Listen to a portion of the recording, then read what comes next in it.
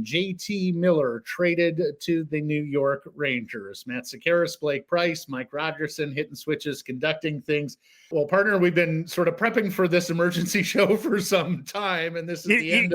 It sidestepped my ski trip last weekend, so I thank the respective managers for not consummating this last weekend.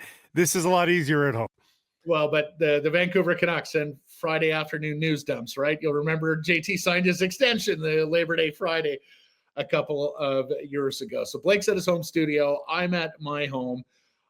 We still don't actually have full details of this trade, but it is JT Miller to the New York Rangers alongside Eric Brandstrom, who, of course, played a number of games for the Vancouver Canucks this year, fell out of favor with the coaching staff.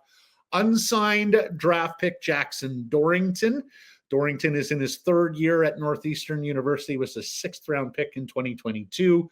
And in return, the Vancouver Canucks are getting Czech centerman Filip Chytil. I say minor league because he's in the AHL right now, but Victor Mancini has played NHL games with the New York Rangers this year and a protected first-round pick. And during the course of this emergency show, we're going to have the details on that protection as well as whether or not We've got it now. We've got it now, Matt. Pierre LeBrun reporting the deal is top 13 protected.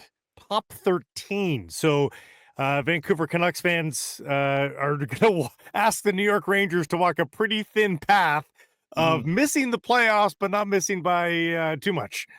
That's a 2025 pick, Blake. Don't have the year, so we're still waiting on that part of it. So it stands to reason it would be 2025 this year. We shall, if you're going to put that kind of unique protection on it. No retention, though. No retention of salaries confirmed. So that's the good news for the Canucks. Oh, well, that means the Vancouver Canucks are going to save $3.5 million on the salary cap, of course, prorated for this year.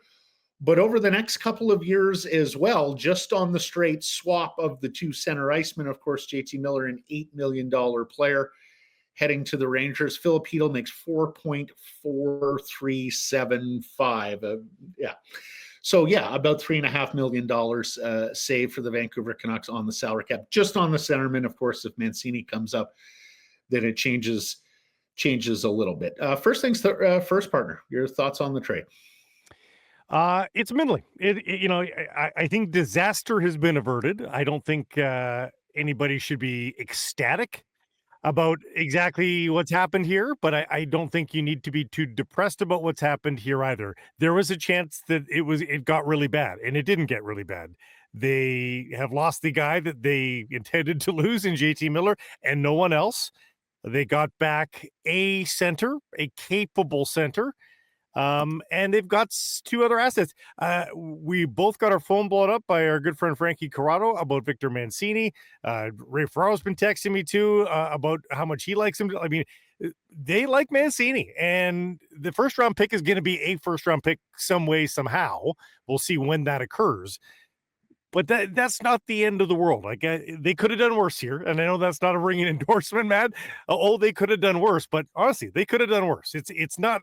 You're not going to do backflips, but they could have done worse. That's probably the best way to describe it. It's funny, Blake, because when JT Miller first got onto the trade radar with this management group, Jim Rutherford and Patrick Alvin, you'll remember the New York Rangers were interested in bringing him back, a one-time Rangers first-round pick who, to his own admission, was not a professional in those early years. Alain Vigneault had the stark comment to him that you're going to be a hell of an AHL player, kid, because you got a ton of talent, but you got to learn how to work and be a pro.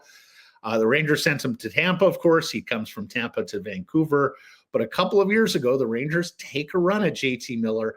And what was the package, Blake? It was Filip Chytil. It was Nils Lundqvist, a young defenseman at the time.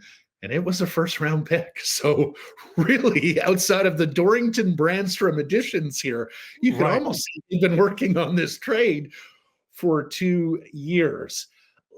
I agree with you for the most part, and we have been resigned, I think, over the last couple of weeks that the Vancouver Canucks were going to make a JT Miller trade. They were going to make a JT Miller trade where they probably weren't going to get $1 back for the dollar that they were sending out.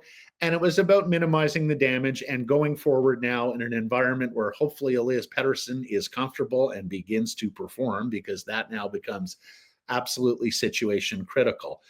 It was, however, not too long ago. I mean, over the last couple of weeks, Blake, we've been looking since the deal was squashed 2 weeks ago. And actually, let's go back there for a second.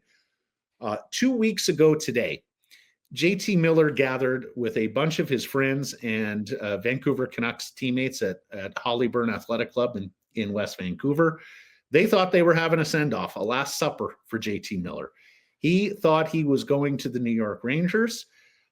My understanding is that Rangers owner James Dolan squashed that trade, or asked Chris Drury, his general manager, to see if the Vancouver Canucks would retain salary on the deal. The Canucks said no. The deal was squashed.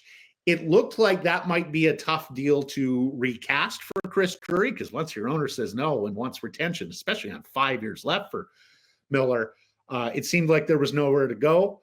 I do wonder whether today's announcement of the salary cap going up by $7.5 million for next year, and then even more so in subsequent years, change the equation for the New York Rangers. Or maybe they just love Jackson Dorrington or feel like they can use Eric Brandstrom. But that deal was Hedl, a first, and we think prospect Adam Sikora. Well, it's, again, not too dissimilar here in Hedl, Mancini, and a protected first-round pick.